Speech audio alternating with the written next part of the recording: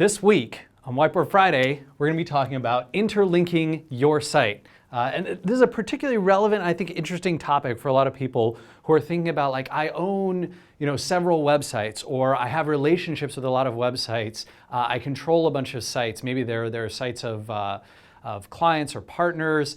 A lot of times they're just sites that you've owned and registered yourself or that your company has. And I hear a lot of this question and introspection around, like, how much can I interlink? Can I, interlink between all the pages and all the sites to help boost my page rank and send good anchor text, all these kinds of things? It seems like owning my own websites, I can control all this stuff. It'll be really good for my SEO.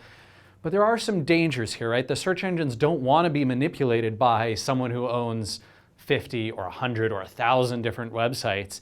And so you need to be careful. There's some best practices to follow along these lines. I'm going to use some simple examples, but you can extrapolate these out to more complex situations or to the specific situation you might be facing.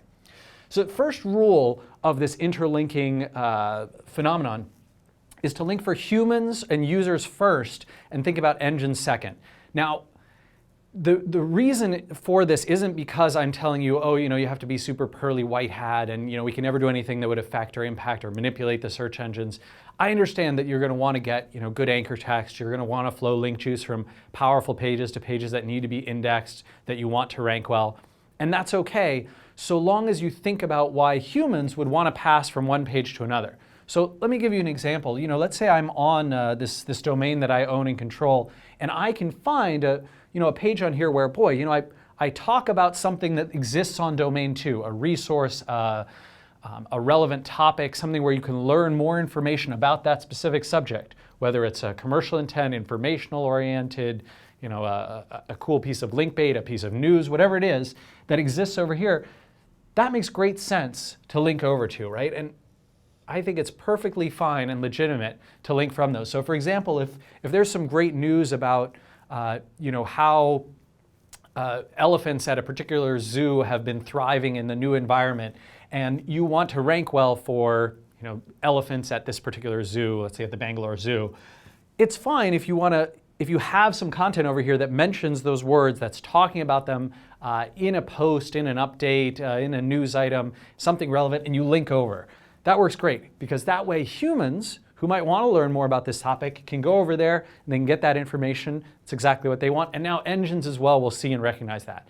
But if you do something spammy or manipulative, and this goes to rule number 2, and you put something like, elephants, Bangalore Zoo in the footer, right, of every page, like, this page has it, that page has it, that page, and they're all linking over to this one, and then domain 3 and domain 4 and domain 5, they're all linking there too. That's super weird. Right? So putting those things in footers, having overly optimized anchor text, right? Anchor text that just doesn't sound natural, doesn't fit with the flow of the page, has nothing to do with the content of what's on there.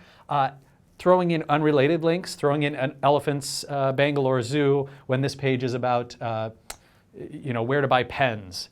Just that kind of stuff is going to be confusing to humans as to why it exists, and that'll mean that it might get spam reported to Google, it might be seen manually by quality raters, or it might be algorithmically detected, none of which you want to have happen, and besides which you don't want to be scaring off your users with this manipulative, junky stuff anyway, right? Users are sensitive to spam and manipulation just like engines are, and they'll be turned off. They'll think less of your brand and your site when they see that type of stuff. So watch out for that.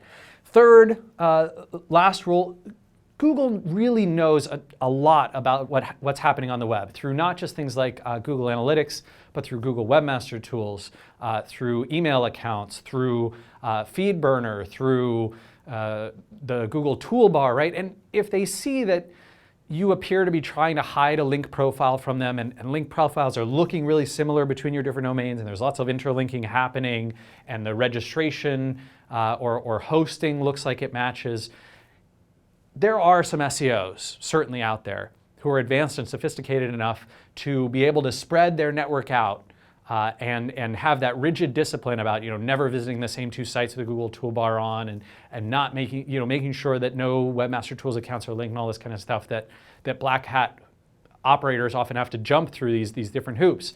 There are ways to do it, but as an ordinary marketer, ordinary operator, SEO Moz type white hat operator, you're really going to want to be authentic. And it's okay to link between sites that you own. I wouldn't be paranoid about this. Just make sure that you follow these rules and do it in a genuine, authentic way. Because then Google is not going to be like, oh, this guy owns these sites, he's linking back and forth between these. He's going to be like, oh, yeah, he has some news about elephants, and oh, he points over here, yeah, that makes total sense. Or, on his About page, he mentions the other sites that are also owned by the business owners of this site. It seems totally reasonable and fine. Maybe the privacy policy might have, this privacy policy or these terms of use govern these 5 different websites and link out to all of them. That's okay, right? That makes total sense. But having manipulative anchor text in the footer of every page or in the sidebar of every page on all these different domains, that's going to get you in trouble. I'd watch out for that. All right, everyone. Hopefully you've enjoyed this edition of Whiteboard Friday.